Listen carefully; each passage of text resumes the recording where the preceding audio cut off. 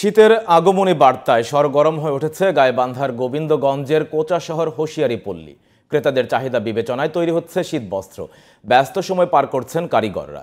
স্থানীয় চাহিদা মিটিয়ে দেশের বিভিন্ন জেলায় পাঠানো হবে এখানকার শীতবস্ত্র। গাইবান্ধা প্রতিনিধি গোপাল মহন্ত রিপোর্ট জানাচ্ছেন সোহেল আহমদ। গাইবান্ধার গোবিন্দগঞ্জে শীতের পোশাক তৈরিকে কেন্দ্র করে গড়ে উঠেছে ছোট বড় কয়েক হাজার হুঁশিয়ারি কারখানা। শীত আসার আগেই সরগরম হয়ে উঠেছে এসব কারখানা। নান্দনিক ডিজাইনের রকমারি শীতবস্ত্র তৈরিতে অগ্রণী ভূমিকা রাখে এখানকার কারখানাগুলো। এখন মাল রেডি হওয়ার পরেই শীত পড়ার সাথে সাথে আপনার কাস্টমাররা আসতে শুরু করবে। আমাদের এখান থেকে মাল খালি সরবরাহ করা লাগবে। শীতের সময় চাপ পড়ে, সেই হেতু আমরা আগম মাল তৈরি করেছি। তবু টুকটাক হয়তো বেচা কিনা আছে। শীত সামনে রেখে ব্যস্ত সময় পার করছেন ব্যবসায়ীরাও। বলছেন আগামী 15 দিনের মধ্যেই পাইকারদের সমাগমে বৃদ্ধি পাবে বেচাকেনা।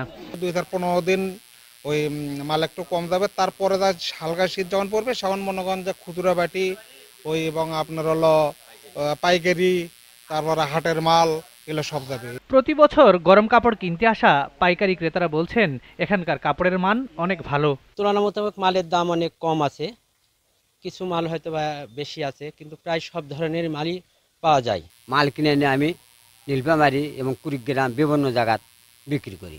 হুঁশিয়ারি এই শিল্প প্রসারে সব ধরনের সহায়তা দেওয়া হচ্ছে বলে জানালেন বিসিকের এই কর্মকর্তা। এখানে প্রায় লক্ষাধিক লোকের কর্মসংস্থান সৃষ্টি হয়েছে।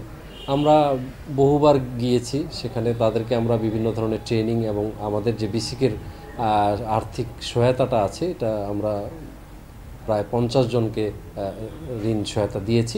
ক্ষুদ্র শিল্পের বিকাশে এলাকাটিকে কুঠির শিল্প এলাকা হিসেবে ঘোষণা করে সরকার বিশেষ সুযোগ সুবিধার আওতায় নিয়ে আসবে এমন প্রত্যাশা সংশ্লিষ্টদের। Sohel Ahmad, GTV news.